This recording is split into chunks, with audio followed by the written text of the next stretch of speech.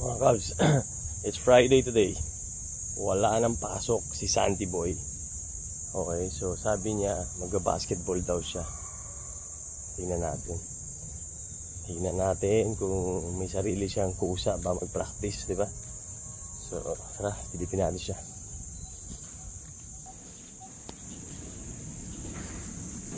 Ayun na yung bike niya. Nandun siya. Yung bike niya. Ba't wala nag-dribble? Ayun.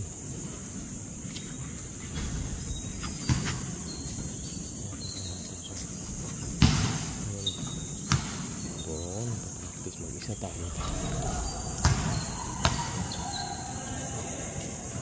Ayan, sipag na, shooting na. Ayan. Namatras isa. Santi Boy! Good morning! Sipag mo ah! Sans, who told you to do that? Sipag mo. Yes, I did. I told him to be sipag, to work hard, to be better in the game. And he is doing it. Nice one, Santi.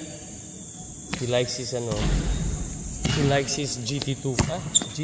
GT Academy. Ganda, mag-grade. May taste din po si Santi sa basket, sa shoes eh. Galing nito eh. May mga pants ka na, Sans eh, no? Pag nagdi-dribble ka, yung mga teammates mo, woo! Umaga nun. Patingin niya, pakita nga yung favorite mo crossover, Santi.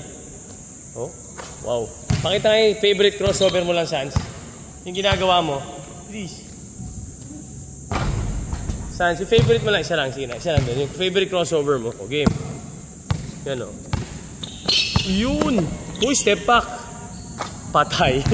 Nice, Sans. Sans. Hey, fist bump, Santi Boy. Good job. Galing talaga. Oh. Practice. Gagaling ka, boy.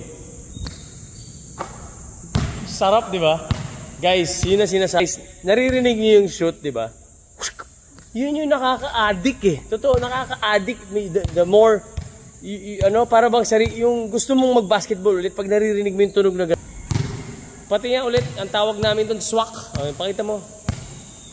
Swak. Ay, hindi swak. Bigyan mo ako ng swak. Yun, artadi po sa ball. Artadi. O, bigyan mo ako ng swak. Paparinig natin sa mga kabarangay. Game. Hindi swak eh. Last. Swak, lapit ka. Gusto ko swak. Yun!